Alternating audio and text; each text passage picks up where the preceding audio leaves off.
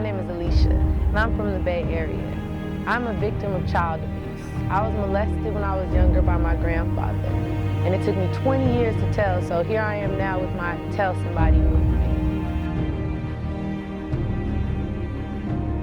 When I was younger, my mom used to drop me off at my grandfather's house when she'd go to work or when I had summer vacation, and my grandfather used to molest me. This means that when my grandma would be gone, my grandfather would take me into another room and touch me in places he wasn't supposed to.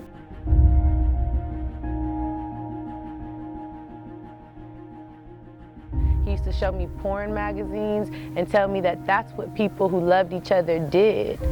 And so I did some of these things with him because I didn't know it was wrong. Nobody told me that it was wrong. He told me that it was right. As I got older, I just knew something was wrong. So when I was 7, I told my mom, her 2 sisters, my aunts, that their dad was molesting me. And what they told me was to keep it a secret, to not tell the police, because the police would take him to jail and he would kill himself, and to not tell my dad because my dad would kill him and then my dad would go to jail. I thought that was the end of the world. That's a lot of guilt to put on a 7-year-old, so I didn't tell. My mom told me that she would keep me away from him, but instead she kept bringing me around, and the molestation continued until I was older. He's dead now, so the molestation has stopped, but if he was still alive, I'm not saying it would still be going on, but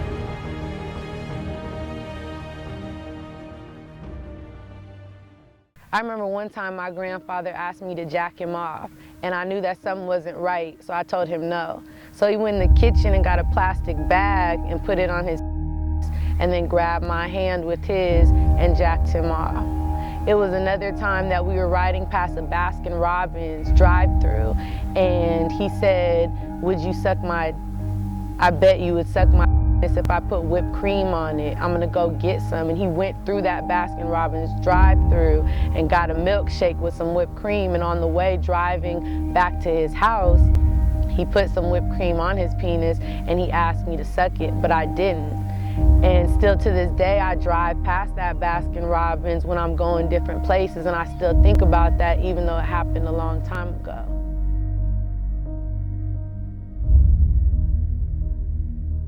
The molestation continued for years, into my teenage years, until he got sick. He got a rare lung disease, and so he couldn't go out and do things anymore. But my mom still brought me around him, and I still got molested, so she failed her job as a parent.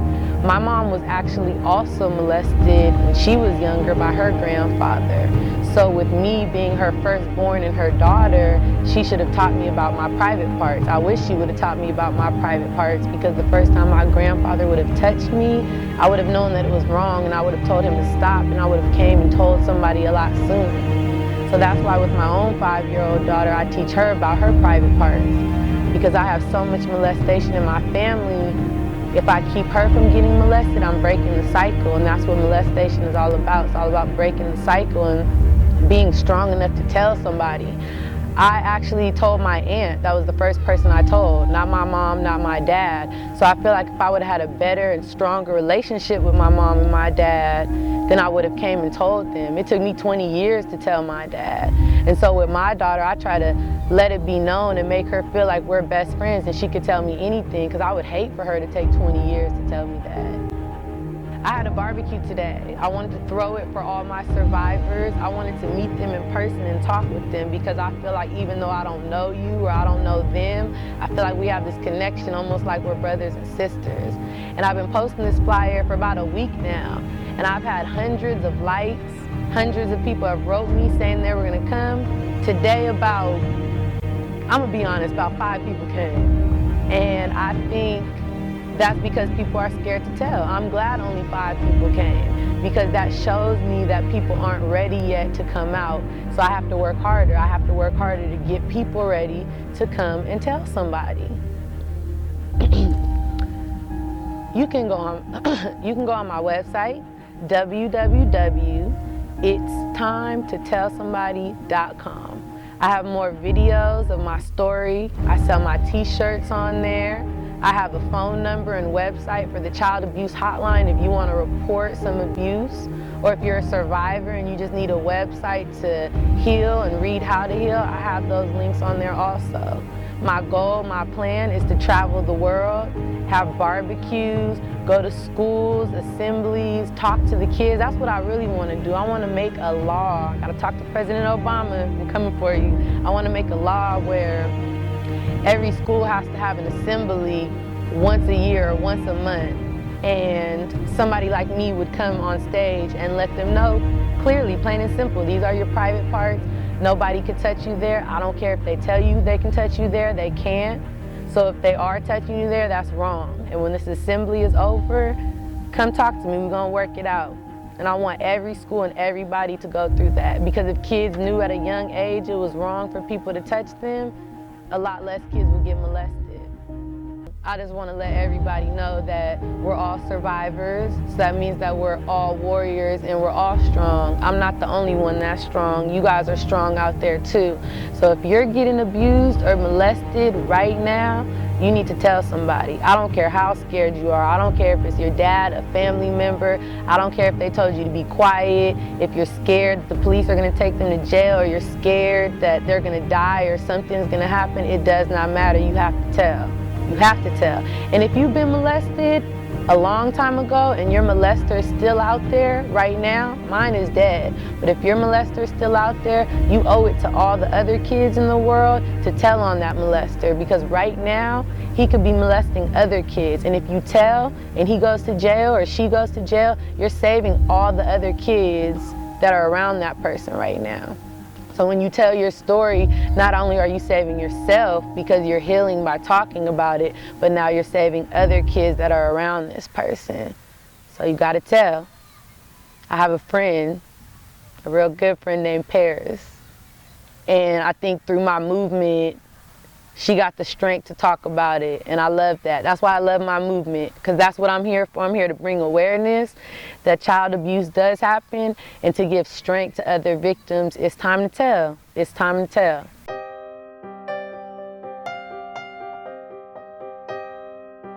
I too was a victim of child molestation by a family friend between the ages of 7 and 12, and I did not come out with my story until I was 15, not knowing how it would hinder me in my adulthood. If you need some moral support, someone who can relate, reach out to Aleesha at her website at www.itstimetotellsomebody.com. www.itstimetotellsomebody.com. Y'all better tell somebody. Y'all gotta tell somebody.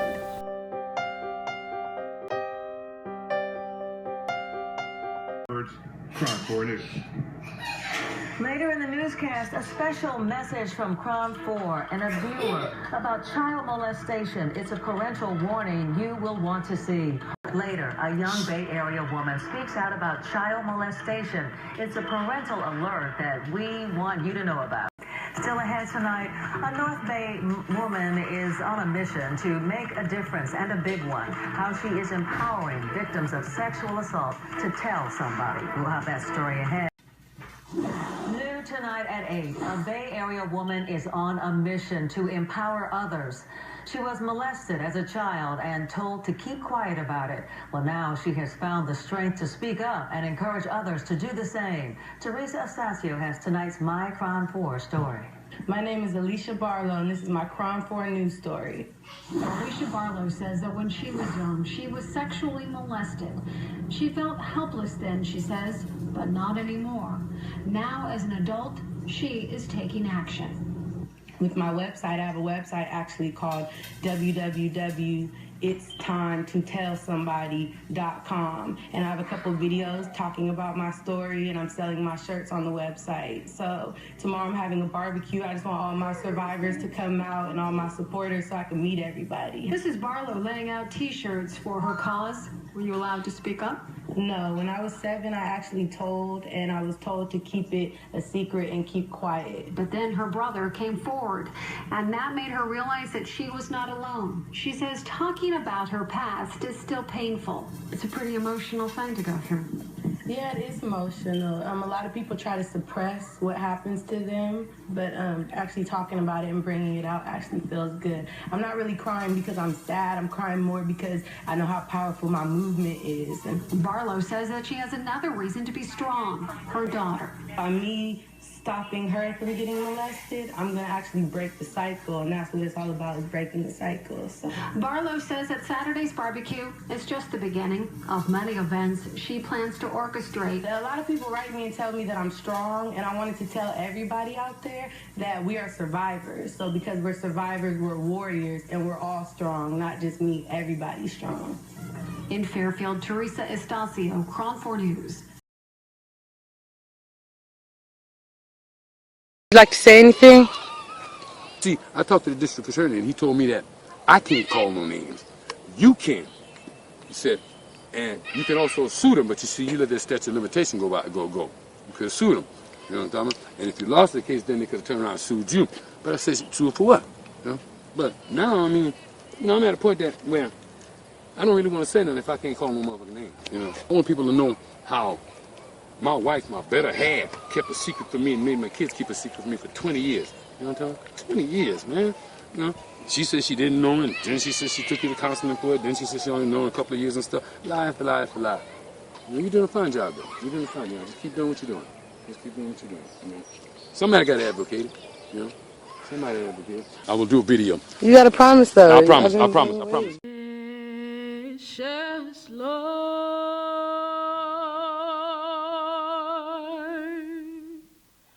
take my hand.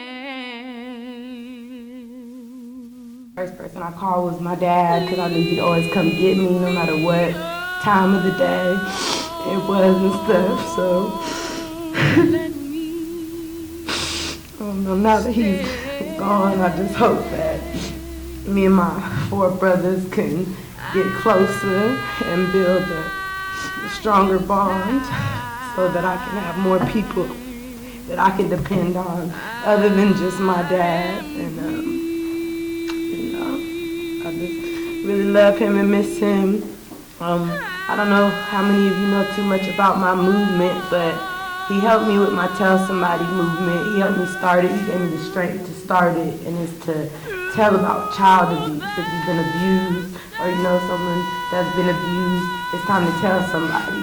And he was helping me make videos that I post online to give other people the inspiration to tell their parents that, you know, they shouldn't be scared. So now that he's passed away, I'm just gonna go 100% full force with my movement. You guys will see me on TV soon. And he's wearing a Tell Somebody shirt, and that's why I'm wearing one. He'll be buried in it. I just wanna let him know that my movement is gonna continue on. And when I pass away, my daughter, she's gonna keep the movement going. So it's just gonna keep going and keep going. And y'all stop crying.